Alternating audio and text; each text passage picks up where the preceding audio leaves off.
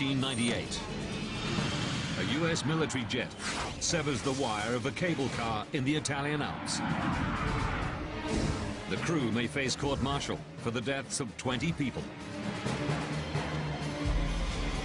Investigators must discover how a routine training flight ended in catastrophe. Was it an accident triggered by instrument failure, or the result of a reckless joyride?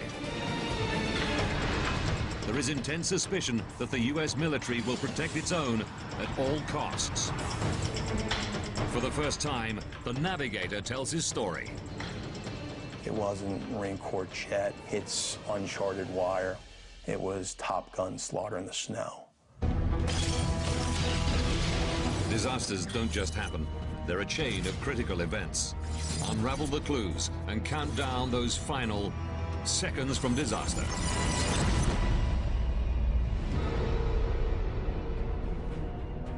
(1998), February the 3rd, 1513. A US Marine prowler jet flies low through the Dolomite Mountains in Italy.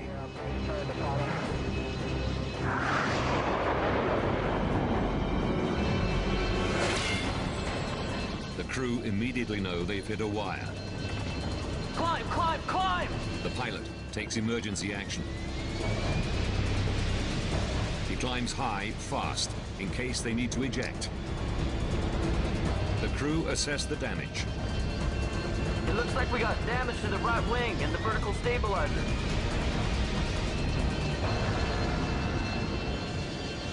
To add to his problems, fuel is leaking fast. He knows a wire strike can bring a plane down, and he's 90 kilometers from base.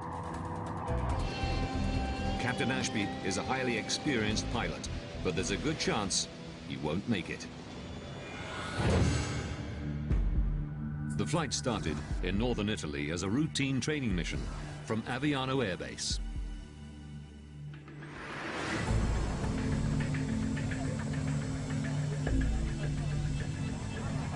Hey, Schweitz.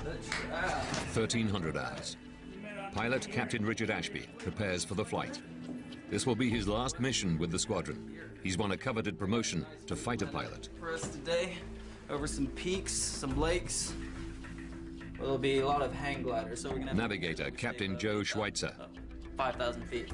He will plan the route and guide the pilot through the hazardous terrain. Then we're gonna head due south along these ridges and valleys. The Prowler is a four-seater jet, and in the back will be Captains Rainey and Seagraves. Any questions? It's all clear. On an operational mission, their role is to work the electronic jamming equipment. Come on, give me a smile. They are part of a US Marine squadron deployed by NATO over the war-torn skies of Bosnia. If attacked, the Prowler's only defense is to fly fast and low, which is what they'll be practicing today. I love to fly low because it's where I really get to do my job. I get to control a portion of the flight, and I love terrain. I like to, interpolate that and figure out where we are and make it work. 1435. The Prowler, call sign EZ01, approaches the runway. EZ01, you're cleared for takeoff.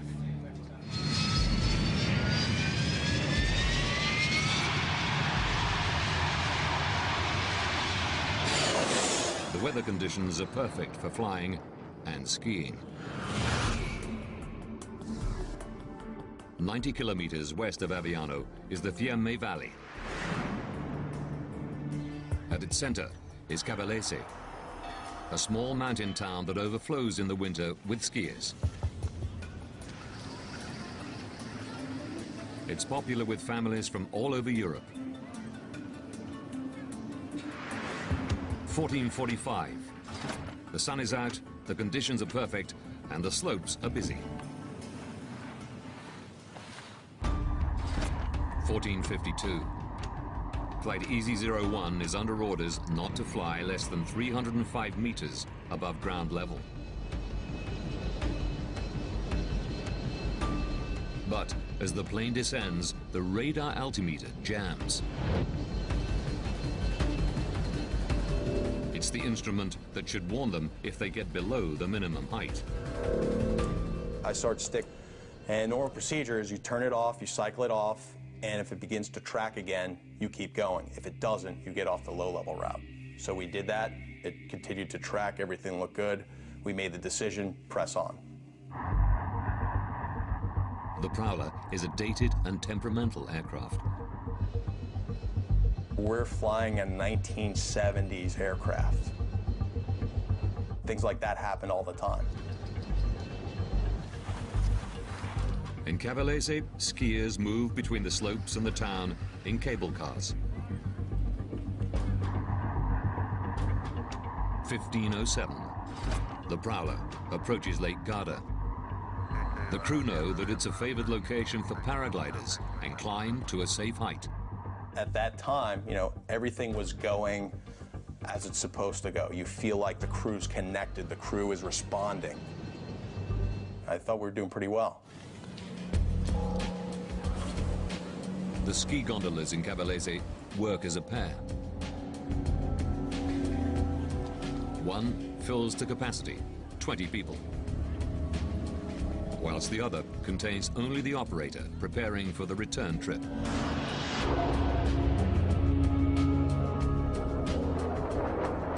Easy 01 enters the Fiemme Valley.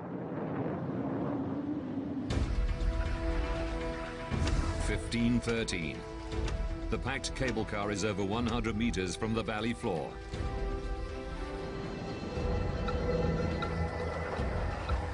Everything looked good, looked at the altitude, looked at where we were. So I'm the navigator, and I want to find out exactly where we are in the valley. I look down, there's a lake that I want to find. I look up, and all of a sudden I see a wire in front of my face. The jet hits the cables at over 870 kilometers per hour. The collision severs the 6-centimeter thick wire. The sound of the stricken jet reverberates through the valley. The people of the town instantly know something is very wrong. We looked up and saw a plane flying vertically into the sky. I still remember the two back engines on fire. In the Prowler, the crew don't know what the wire was, but it has crippled their jet. And all of a sudden, we look at the wing, and it was like a shock. And it was like a chainsaw, went about a quarter of the way through our aircraft. And it is, the best way to describe it is there is 10, 15 rattlesnakes on your lap, and you gotta get them all if you're gonna live. In Cavallese, the fire service spring into action.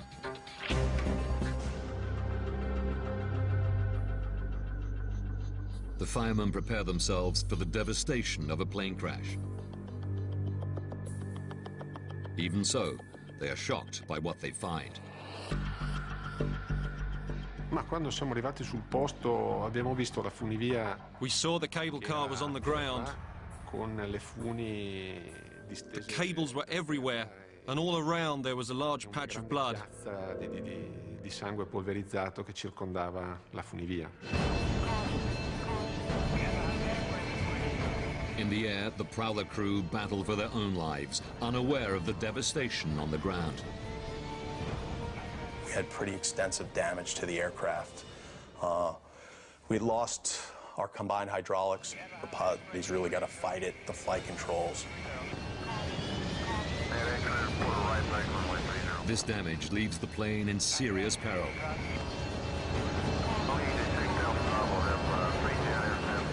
It will take all of the crew's skill and experience to keep the plane in the air. Aviano approach, this is EZ01. We need to snap to Aviano. EZ01. 2 minutes after the crash, Navigator Schweitzer radios the Aviano control tower. Approximately 10 miles west of the field. EZ01, we have radar contact. What is the nature of your emergency? We have a damaged aircraft. This time we're looking to land. How many souls do you have on board, and how much gas do you have? In Cavallese, the hardened emergency crews face the grim reality of the scene. Poi alla fine, purtroppo, Unfortunately, despite the speed of our response, there wasn't really any medical attention we could give them. Because the injuries sustained by the cable car passengers when they hit the ground were so serious. Gravissime lesioni causa proprio l'impatto forte sul terreno. There are no survivors in the wreckage. The Prowler is still 10 kilometers from base, and the fuel gauge is dropping rapidly. I mean, fuel is life. You're losing gas, and then the hydraulics are out. The hydraulic systems power the jet's flight controls and its landing gear. The crew have no way of knowing if they can get the plane back to base. The damaged Prowler jet is almost impossible to fly. The crew know they're up against it. It literally took every ounce of our collective being to get that jet back. As the Prowler approaches the airbase, the crew can't tell from instrumentation whether their landing gear is functioning.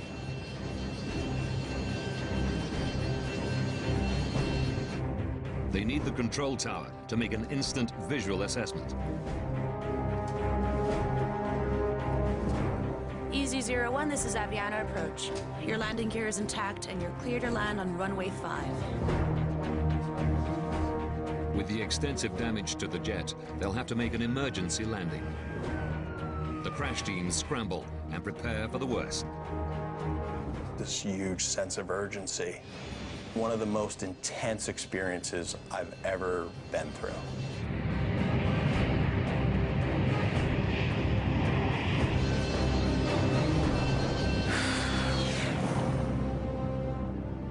You're alive.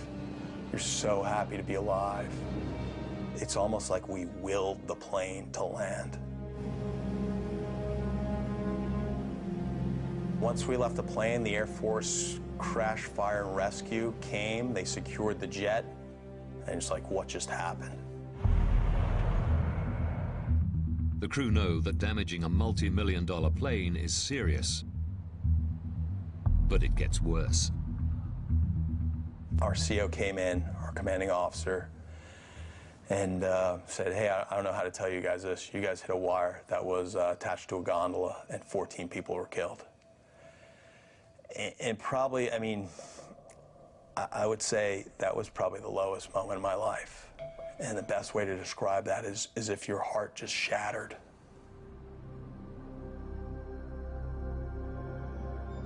The death toll rises to 20 as the victims' bodies are identified. I cried like a baby. And you cry because you ask yourself the question, why did I live and why did they die?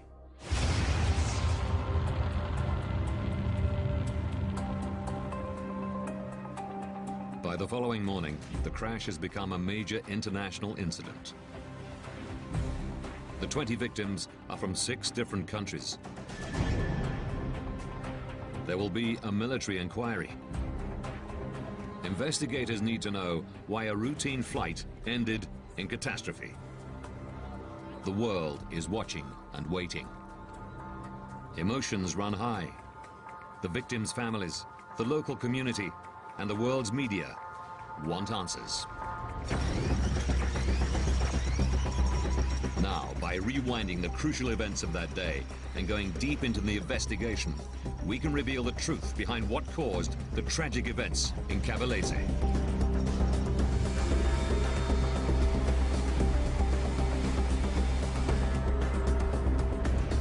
Any incident involving the U.S. Marines comes under the jurisdiction of the Naval Criminal Investigation Service.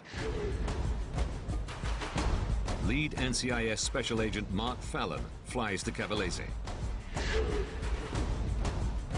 He wants to start with the physical evidence of the damaged jet. But outrage in the local community threatens to derail his investigation. We had some concerns for the safety of the crew. There were protests against the United States at the time. Cars were being vandalized. I believe a few cars were firebombed at the time. So the safety of U.S. citizens and American service members in the area, particularly this crew, was paramount. The incident is generating damning headlines.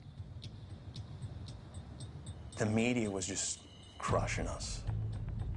One of the phrases I just remember was jokey. Jokey means fun, means playing games. It wasn't Marine Corps jet, hits uncharted wire on training mission. It was Top Gun slaughter in the snow. Suspicion is widespread that the crew were reckless, and the U.S. military will try to cover it up. There was a feeling, a climate at the time that the U.S. would, in their opinion, whitewash this investigation and would not hold those Marines accountable. And suspicion is only deepened when the U.S. Supreme Commander in Europe makes a startling and unprecedented decision. He takes the investigation away from NCIS and gives it to the Marine Corps.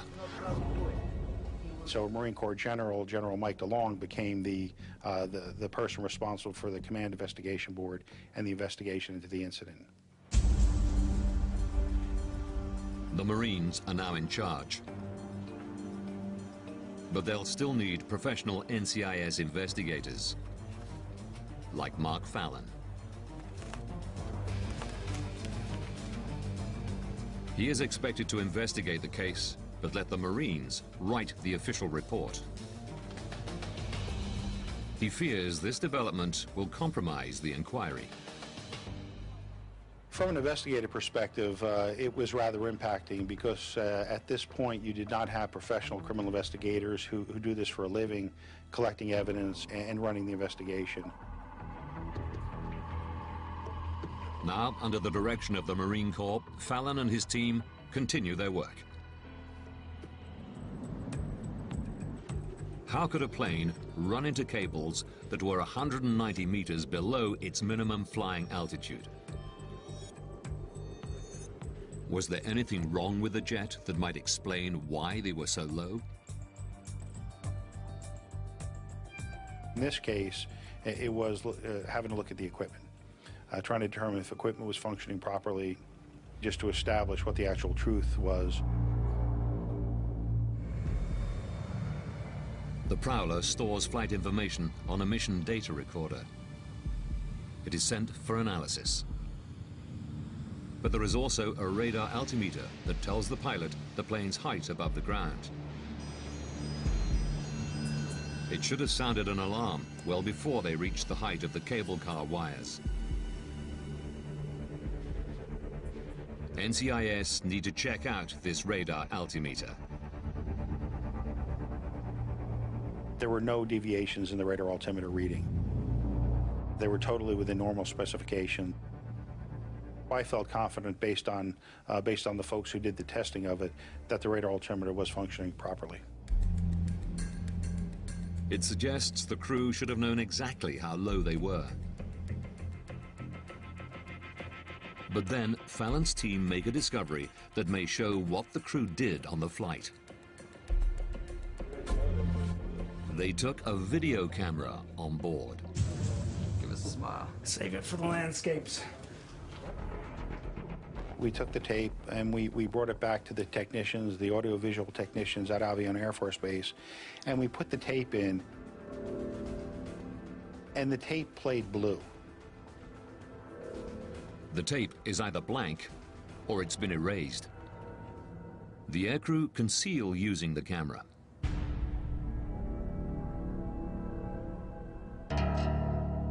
But Fallon's team discover a tiny piece of cellophane. It challenges the crew's story.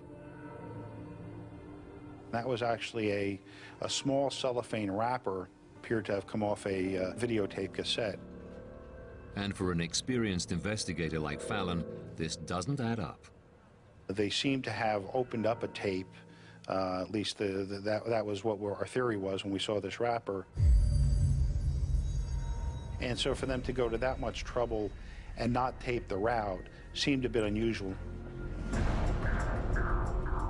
Fallon is suspicious that he's not being told the truth. But for now, he has to accept the tape is a dead end. The mission data recorder reveals the jet broke the 305-meter altitude limit more than once.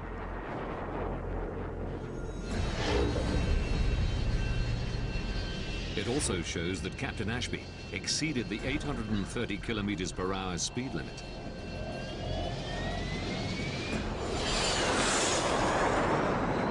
This suggests a reckless flight. But there might be other evidence. Fallon retraces the route. So we had to take investigators on the ground, and we had to go through the Alps. And we had to do what we call gumshoe work, knocking on doors and trying to see if witnesses can help us recreate what happened on that day with that flight. He wants eyewitness testimony to support the data retrieved from the plane. The witnesses that we talked to, we don't recall anyone who saw any plane as low as this one. Both the mission data and eyewitness reports seem to suggest the jet flew below its minimum altitude and over the speed limit. This crew and Captain Ashby tried to fly that jet as fast as he could, as low as he could, and unfortunately there were some catastrophic consequences that occurred.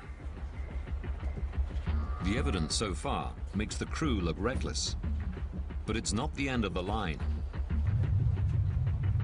Fallon's findings are handed to the Marine Corps to write the official report. This could form the basis of any criminal charges. As is usual in marine mishaps, Colonel Thomas Blickensderfer launches an internal investigation. That is a privileged investigation. The pilots speak quite openly, write statements, and that is held within the Safety Administration Department.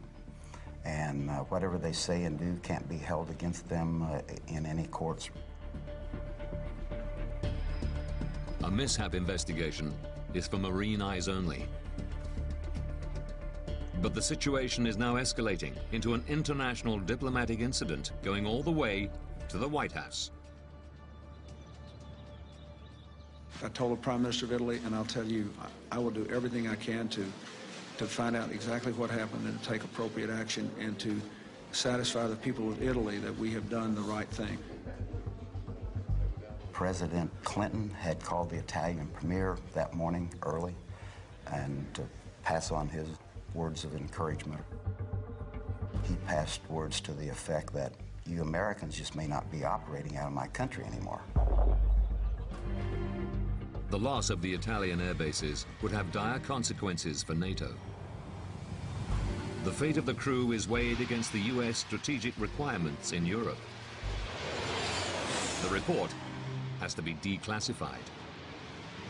So now we're being told by the commanding general that we're not going to do a mishap investigation because we don't want to be viewed as finding out information and not being able to share it with the media and the Italian administration.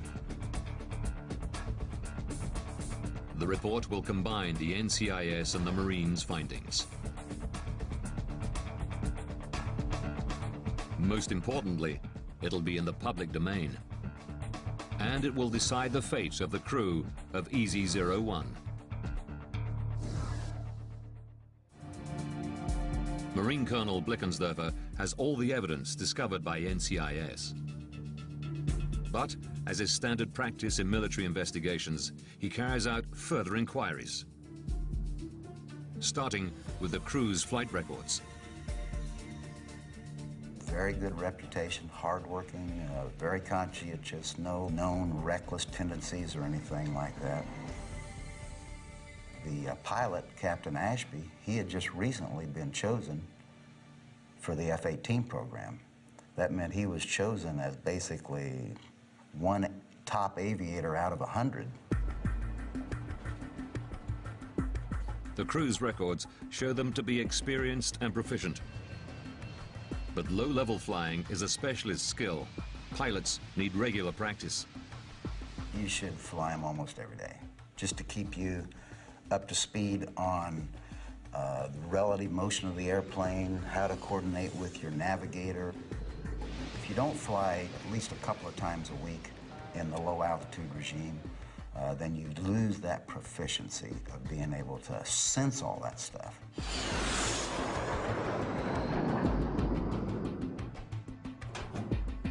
Budget cutbacks mean the crews are getting less and less flight time. Despite being one of the Marines' elite pilots, Captain Ashby hasn't flown low level in 6 months. Blickensderfer is beginning to see that it may not be as simple as individual pilot error. His attention now moves to the crew flight plan, specifically their maps. We looked at the map and, wow, the mishap cable wasn't on the map. But this region is world famous for its ski resorts. We looked at an Italian map of the same scale, and you couldn't put your thumb on there without covering up a cable, which in turn was where all the ski areas were. So that was a real glaring problem. Blickensderfer must find out why the cables aren't on the maps. We called the National Imagery and Mapping Agency, and of course they were astounded. What they said was that the data for those cables had been inadvertently removed from their database. This is not a mistake made by the crew. Then Blickensderfer makes another discovery. Crews have not been properly briefed on changes to the low-level regulations. Shortly bore EZ-01 flew, the minimum AGL, or above ground level altitude, was increased. The one-star Air Force general came over and said, hey, I heard they changed that altitude to 2,000 feet 3 to 4 months ago. The squadron are questioned. All but one are unaware of the 2,000-foot rule.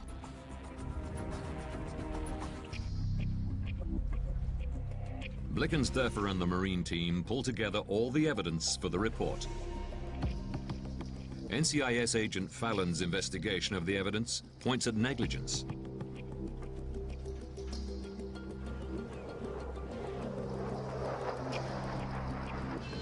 But Blickensderfer has uncovered reductions in crew training, errors on the map, and information not reaching the crew. These are systemic errors. It all goes into the report. But the Marines' top brass are worried. If the Corps are blamed for the accident, the US could lose access to Italian air bases. Blame has to be apportioned, and the final wording of the report is crucial. We had very heated debates, almost arguments about taking information out, not putting it back in. When some of it did get put back in, it might have been written in a way that really wasn't that positive to the aviators, and almost in a way that was misleading and inaccurate.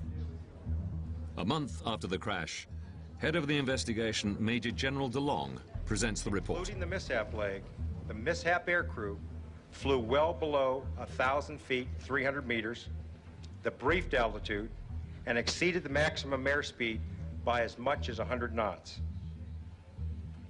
We have concluded the cable strike was not a one-time altitude miscalculation.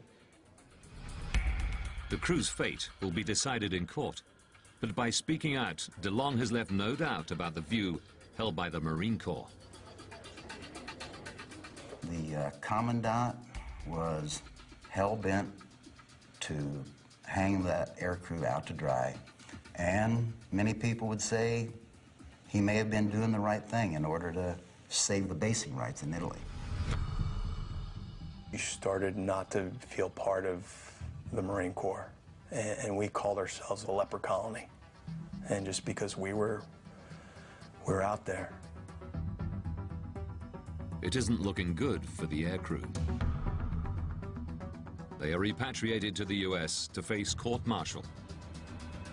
Leading for the prosecution is former Marine pilot Lieutenant Colonel Couch. The charges were involuntary manslaughter, which is basically the deaths of the 20 victims as a result of reckless or wanton conduct. There was also a charge for hazarding an aircraft.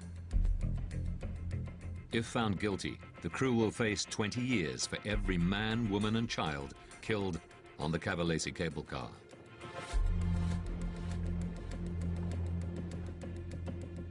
Joe Schweitzer faces the prospect of living the rest of his life behind bars. He knows he is on his own. I knew that nobody else was going to help me, and I got to do this. I got to make this right. And, you know, in the Marine Corps, we talk about, you know, your mission, your objective. My new mission was the truth.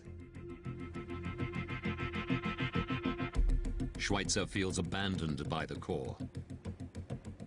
The Marine Corps takes great pains to train its aviators, and it places great special trust and confidence in those aviators to fly their aircraft within the rules and regulations that are set forth. The Marine Corps met its responsibility. The prosecutors are convinced the aircrew are jointly responsible. But they feel the strongest case can be mounted against the pilot and navigator. In the hope of securing a conviction, the decision is taken to offer the other two crew members a deal. As we were proceeding to trial, one of the crewmen that was riding in the back of the airplane, Seagraves, Captain Seagraves, was given immunity. In return for immunity from prosecution, Seagraves and Rainey give fresh statements. They suggest the other crew behaved strangely in the moments after the emergency landing. The testimony of the two aircrew members that were in the back seat was that they immediately got out, ran off the nose of the airplane, and turned around and looked back to see Ashby and Schweitzer still sitting in the front cockpit. Rainey and Seagraves' testimony that Ashby and Schweitzer didn't evacuate is stunning. Crews are trained to evacuate immediately after an emergency landing. When questioned, Schweitzer makes a startling admission. The video camera. You know, I haven't thought of this thing in like forever, and I go to trash, let's take the tape. They remove the tape from the camera and replace it with a blank one. They've taken a crucial piece of evidence.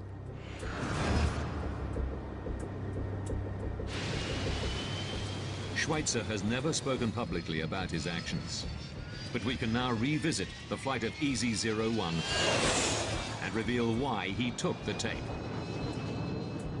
You walk through the flight, and I think, you know, this is what I start to see. We're 5,000 feet above Lake Garda, and it's a beautiful lake. I took the camera. That was the last time I used the camera. I panned around, and I smiled in the camera. According to the navigator, it was an innocent record of a happy flight. But when he learns of the death of 20 people, Schweitzer's smile for the camera haunts him. My thoughts of my smiling face next to the blood and snow on CNN get more consuming and more consuming. And I made the decision, you know, I need the tape. And I said, Trash, give me the tape.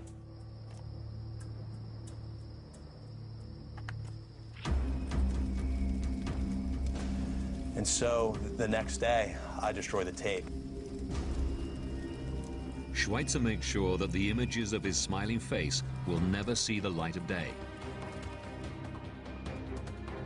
But for Couch, evidence of what happened during the flight of EZ-01 has been lost forever.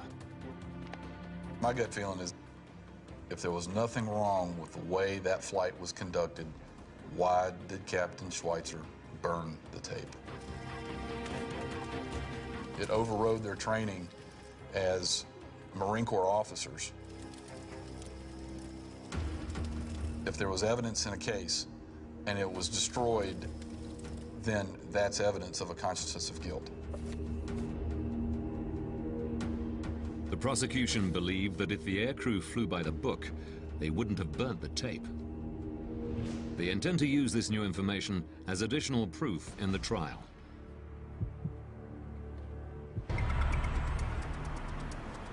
One year after the Cavallesi cable car tragedy, the court-martial starts. The prosecution argue that Ashby had no excuse for flying lower than the minimum height of 305 meters, or 1,000 feet. We were very confident with the evidence. And our confidence was from the fact that there was a 1,000-foot restriction for this aircraft. Unless your life is in jeopardy, unless the mission requires it, you fly by the regulations. And under these circumstances, it was 1,000 feet. If Captain Ashby is going to avoid jail, the defense need an explanation for why the jet flew below the 1,000-foot restriction.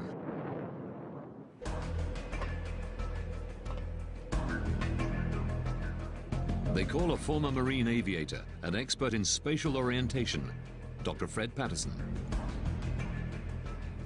I told him that, you know, I'll be happy to do this case. I said it's part of my duty as an active duty officer, but I said I got to tell you up front, you may not like the answers that I come up with.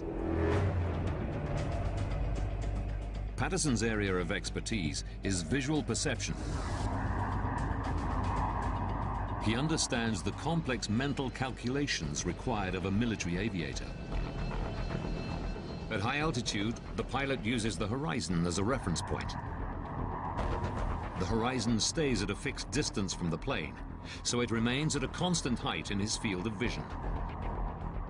On the low-level route, Captain Ashby can't see the true horizon, so he picks the end of the valley as his reference point. As he approaches this reference point, the false horizon falls in his field of vision. To compensate, he dips the nose of the plane, making it descend.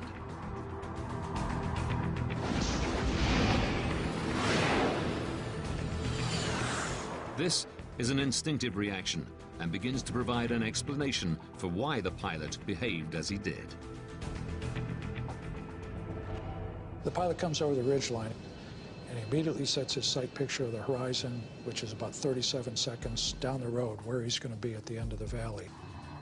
To do that, you have to put in about a 1-degree nose-down attitude. He's doing that subconsciously. He's not aware he's even doing it. The rat out should have warned the crew of their descent, but it had jammed once before.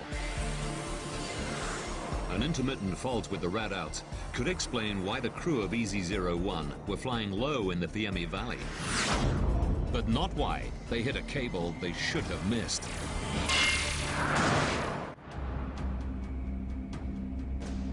Dr. Fred Patterson has developed a theory that might explain why the crew flew into a wire that 4 seconds before impact they were on course to avoid.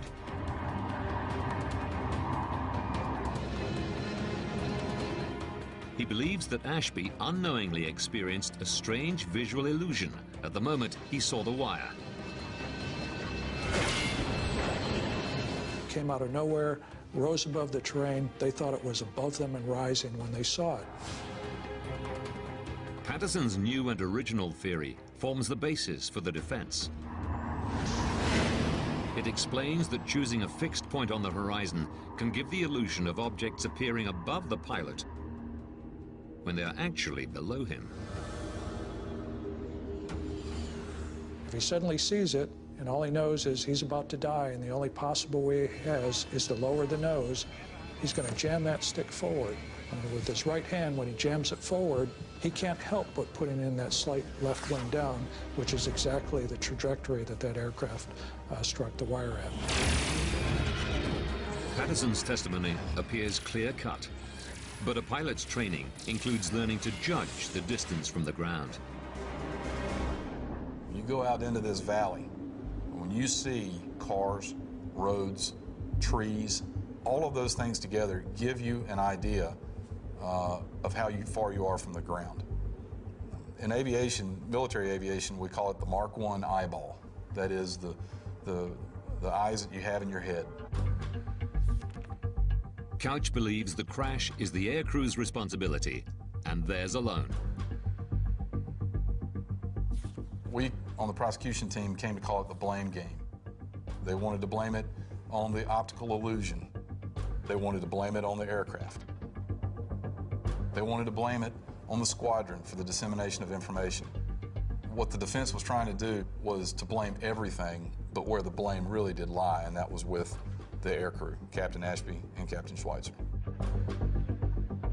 The defense argue that the Marine Corps must accept responsibility for lack of training and information not reaching the crew.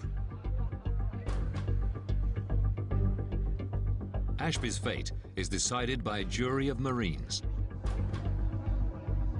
Half of them aviators. It takes them just over 7 hours to return a verdict.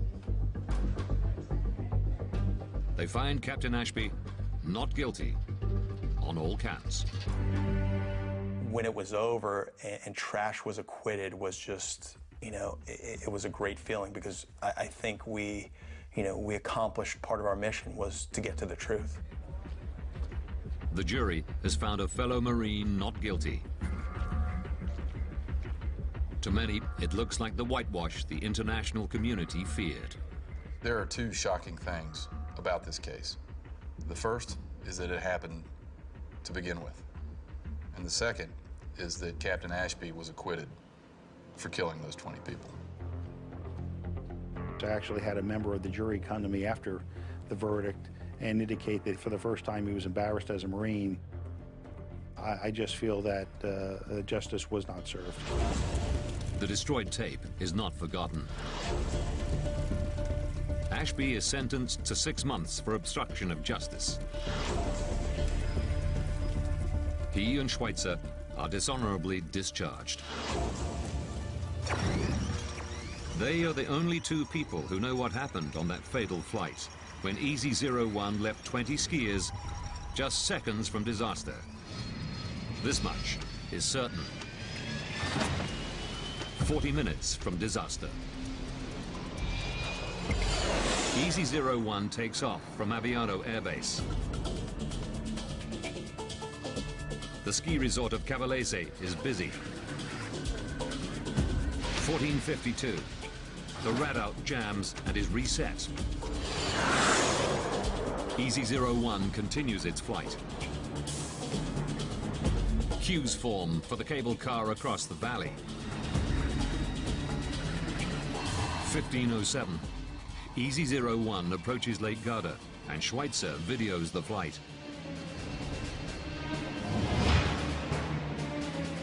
19 skiers and the operator set off. 20 seconds from disaster, EZ-01 enters the valley at 300 meters. They gradually begin to descend to 160 meters. 4 seconds later, Ashby sees the wire. Thinking it's above him, he dives. 15:13, wire strike. The jet is crippled. The gondola falls. All 20 occupants are dead.